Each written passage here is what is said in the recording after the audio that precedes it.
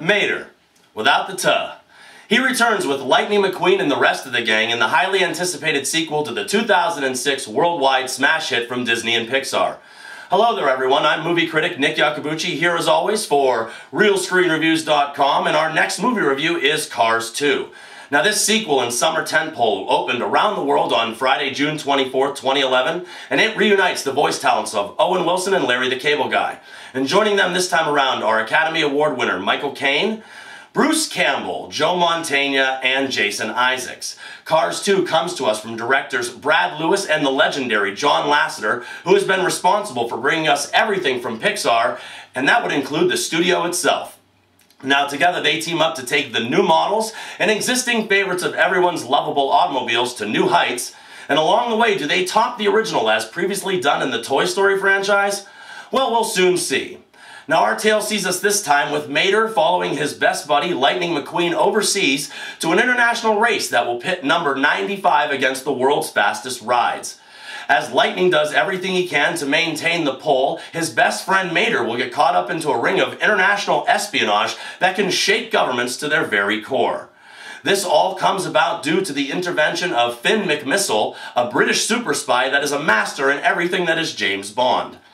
As this story plays out, Mater will be forced with the very difficult decision of helping his friend or helping his country, and the breathless race known as the World Grand Prix will backdrop this entire story with a colorful but lacking storyline.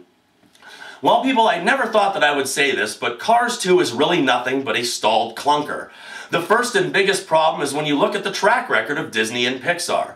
They have just about split the arrow with a spot-on bullseye every time out, but I guess everyone misses eventually, and this is definitely a first miss from Pixar. I, as well as many others, expect a little more from the studio that has brought us The Incredibles, Monsters Incorporated, and the Oscar-nominated Up. However, that cast aside, in this movie in its own right, Cars 2 is just a second-rate Earl Scheib paint job of a film, and I really wouldn't be surprised if it only cost $99.95 to put together. For the first time while I was watching a Pixar film, I felt that the backdrop, the colors, and the 3D were nothing but window dressing for something that lacked an actual storyline. Gone are the tender and sincere moments that I felt carried the first film through a mountain of solid humor, and unfortunately for this highly anticipated sequel, those moments are now replaced with unoriginal and flat jokes that felt imitated from Disney's weakest competitors. Owen Wilson and Larry the Cable Guy do their best to bring fun and enjoyment to this next installment, but with the whole film so messy and convoluted, there really isn't much that they can do in the first place. Then you have the addition of Michael Caine as the James Bond car, and to me that felt like an intrusion on the friendship between Mater and Lightning. Now most youngsters will probably enjoy this film, but I'm really shocked that this was helmed by the visionary talent of John Lasseter. He almost always seems to feel a connection between every member of the audience and the story being set forth, and the only connection here, people, is a bad connection. In the end, I believe that Pixar's greatest competitor and adversary is Pixar.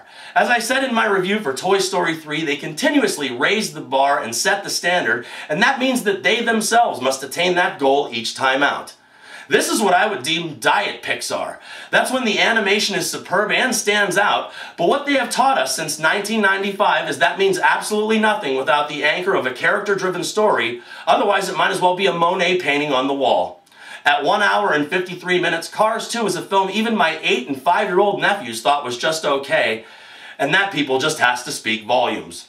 When I think back and remember the summer movie season of 2011, I'm just going to think of one giant disappointment after the next. I'm going to think of Johnny Depp in Pirates 4, I'm going to think of the Wolf Pack coming back in The Hangover 2, and I'm going to think of the Green Lantern, and unfortunately Cars 2 has done nothing to change that thought process. Only 2 stars out of 4, and remember people, I'm not always right, but only when it comes to the movies. And thank you very much for your attention.